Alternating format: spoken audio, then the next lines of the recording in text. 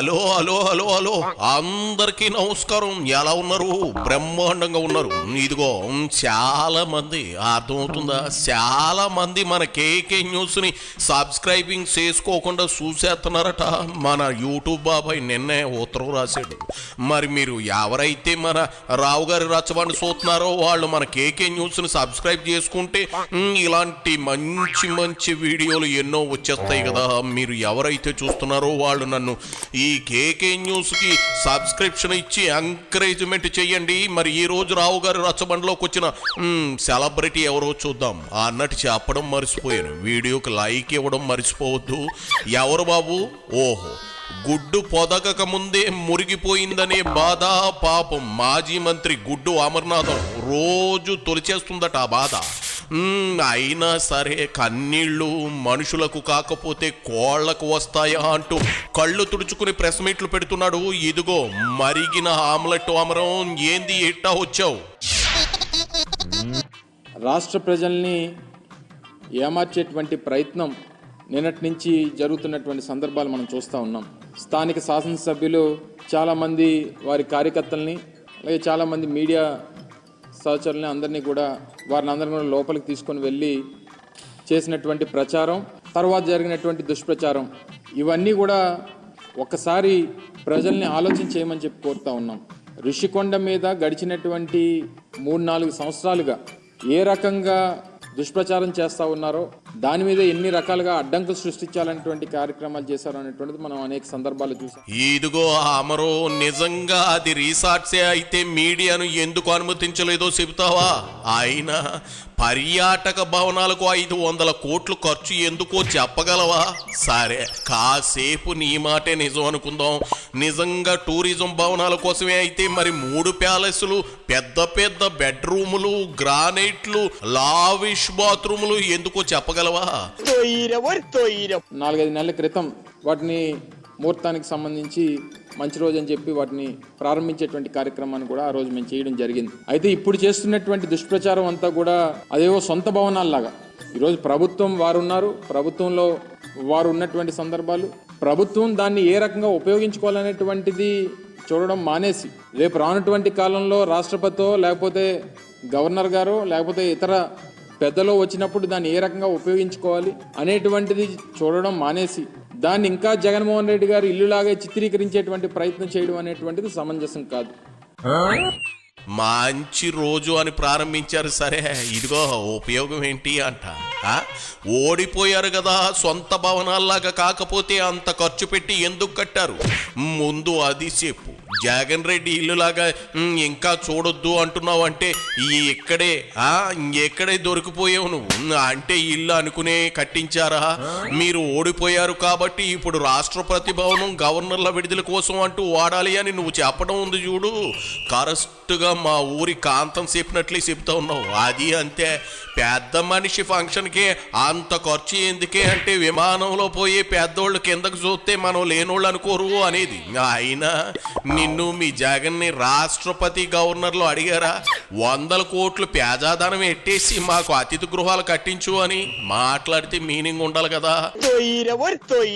జగన్మోహన్ రెడ్డి గారు మేము అధికారంలో ఉన్నప్పుడు విశాఖపట్నాన్ని ఎగ్జిక్యూటివ్ క్యాపిటల్గా చేయాలనేటువంటి ఒక పాలసీని మేము తీసుకోవడం, దానికి అనేక రకాలైనటువంటి అడ్డంకులు సృష్టించేటువంటి కార్యక్రమం చేశారు.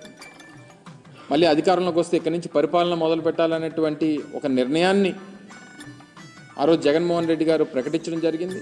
సరే, ఎన్నికల్లో వచ్చినటువంటి ఫలితాలు దాన్ని ప్రజాస్వామ్యంగా అంగీకరించి వారికి అధికారం వచ్చింది. సరే, వారు ఇప్పుడు నిర్ణయం తీసుకున్నారు. నిర్ణయం తీసుకున్న దాని ప్రకారం వారు చేసుకుంటారు.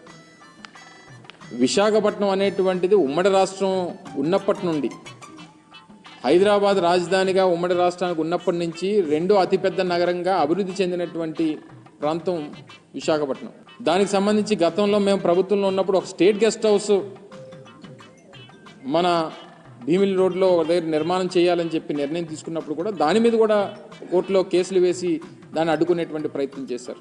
ఇదిగో గుడివాడ గురునాథం కొడుకు అని ఊరుకుంటున్న అమర్నాథం, లేకపోతే నిన్ను ఈడ్చి కొడితే ఏట్టో పడేవాడివి. స్టేట్ గెస్ట్ హౌస్ కడదాం అనుకున్నావు, రాజధాని చేద్దాం అనుకున్నావు అంటూ మడత కాజా ముచ్చట్లు చెప్పమాక. నిజంగా నువ్వు మగాడివే అయితే, అర్థమైందా, నువ్వు నిజంగా మొగోడివే అయితే ఎగ్జిక్యూటివ్ క్యాపిటల్ గా వైజాగ్ని మార్చి జగన్ రుషికొండ ప్యాలెస్ లో మాకా మార్చుతారని కలలు కని ఆ నిర్మాణాలు చేపట్టాం. బెడిసి కొట్టిందని ఒక్క మాట చెప్పు చాలు. ఈ దొంగ తిరుగుడు దొంగట్లు వద్దు. జగన్మోహన్ రెడ్డి గారు విశాఖపట్నానికి రాజధానిగా ప్రకటన చేసిన తర్వాత ఆ నిర్ణయంతో ముందుకు వెళ్లాలనేటువంటి ఆలోచన చేసినప్పుడు దాని మీద ఒక కమిటీ మేము ఆ రోజు ముఖ్యమైనటువంటి ఐఏఎస్ అధికారులు, సీనియర్ ఐఏఎస్ అధికారులతో ఒక కమిటీ వేయడం, వారు కూడా దానికి సంబంధించి ఈ భవనం అయితే బాగుంటుందనేటువంటి అభిప్రాయాన్ని తెలియజేయడం, సబ్సిక్వెంట్ గా వచ్చినటువంటి రాజకీయ పరిణామాలు, ఎన్నికల ఫలితాలు, ప్రజలు తీసుకున్నటువంటి నిర్ణయాలు ఇవన్నీ కూడా చూసిన తర్వాత ఇప్పుడు దాన్ని ఏ రకంగా ఉపయోగించుకోవాలనేటువంటిది ఇప్పుడు ఉన్నటువంటి ప్రభుత్వం ఆలోచన చేయాలి తప్ప ఇంకా తీసుకుని వచ్చి జగన్మోహన్ రెడ్డి గారి మీద, వైఎస్ఆర్ కాంగ్రెస్ పార్టీ మీద బురద జల్లడం అనేటువంటిది ఎంతవరకు సమంజసం అనేటువంటిది వారు ఆలోచన చేయాలి. నీ సొల్లువాగుడు పాడుగాను ఎంతసేపు ఎలా వాడుకోవాలో చూడాలి అంటావేందమరం. ఒక స్టేట్ గెస్ట్ హౌస్ కోసమో లేదంటే పర్యాటక భవనాల కోసమో 500 కోట్లు తగలేస్తారా అని అడుగుతుంటుంటే సమాధానం చెప్పవే. అక్కడ నిజంగా పర్యాటక భవనాలు కట్టినట్లయితే అంతంత పెద్ద హాల్స్ ఎందుకు, బాత్రూంలో లక్షలు ఖర్చు చేసి బాతు టబ్బులు ఎందుకు, అంత హంగామా ఎందుకు? రేపు చీఫ్ గెస్ట్లు ఎవరన్నా వస్తారు, పెద్దలు ఎవరన్నా వస్తారు, రాష్ట్రపతి వస్తారు, లేకపోతే ప్రధానమంత్రి వస్తారు, మీరు మొత్తం అంతా కూడా కెమెరాలో ప్రతి ఒక్కటి చూపించారు అంతనా. అంటే ఒక చీఫ్ గెస్ట్లో లేకపోతే విఐపీసో వివిఐపీసో ఉండేటువంటి దాన్ని బ్లూ ప్రింట్ అసలు బయటికి వెళ్ళడానికి లేదు. గతంలో మేము ప్రారంభించినప్పుడు కూడా మీరు అందరూ అడిగారు, నేను మంత్రిగా ఉన్న ప్రారంభంలో నేను కూడా పాల్గొన్నా. సో దీన్ని ఏ రకంగా వినియోగించాలనేటువంటి దాని మీద ప్రభుత్వం నిర్ణయం తీసుకోబోతా ఉంది. కొన్ని సెక్యూరిటీ రీజన్స్ ఉన్నాయి, డెఫినెట్గా నిర్ణయం తీసుకునేటువంటి క్రమంలో మళ్ళీ మీ దృష్టికి తీసుకొస్తాం అనేటువంటి మాట మీకు చెప్పాం. సో ఇవన్నీ మానేసి ఏదో మనకి అధికారం ఇచ్చారు కదా అని చెప్పి ఎక్కడికన్నా చూపించమనండి, అన్నిని అలాగే చూపించమనండి. గతంలో మేము 5 సంవత్సరాల్లో చేసినటువంటి అభివృద్ధి కార్యక్రమాలు కూడా అలాగే ఆ శాసనసభ్యుల్ని తీసుకొని వెళ్ళి చూపించమనండి. భోగాపురంలో ఇంటర్నేషనల్ ఎయిర్పోర్ట్ నిర్మాణం జరుగుతూ ఉంది, చూపించమనండి. ఇదిగో మీ 5 సంవత్సరాల్లో మీరు ప్రారంభించినటువంటి కార్యక్రమాలు, చేస్తున్నటువంటి పనులు ఇగో ఇవి చేశారు మీరు చూపించమనండి. లేకపోతే మెడికల్ కాలేజ్ చూపించమనండి, విజయనగరం మెడికల్ కాలేజ్ చూపించమనండి. లేకపోతే ఉద్యానంలో కట్టినటువంటి హాస్పిటల్ చూపించమనండి, లేకపోతే వాటర్ ప్రాజెక్ట్ చూపించమనండి. ఇదిగో శంకరం అమరం, ఓ భవనం నిర్మాణం జరపాలి అంటే అది ఎందుకోసం కడుతున్నారో కూడా తెలియకుండా కడతారా చెప్పు? అది మీ తెలివితేట. ఇప్పుడు బాత్రూమ్ల దగ్గర నుంచి అన్ని బయటకు వచ్చాయని ఏటా సోది మాటలు చెబుతున్నావు, కానీ నిజంగా మీరు అభివృద్ధి నువ్వు చెప్పే రేంజ్లో చేసి ఉంటే జనం 11 సీట్లు ఇచ్చి మొహలు ఎంత కూర్చోబెడతారు అది కూడా చెప్పు. చెప్పినంత వరకు సాలే, దొంగ దొరికిపోయాడు, సొల్లు కబుర్లు చెబుతున్నాడు అనుకుంటారు జనం. ఇంకా దయచేయి అమరయ్యా, దయచేయి.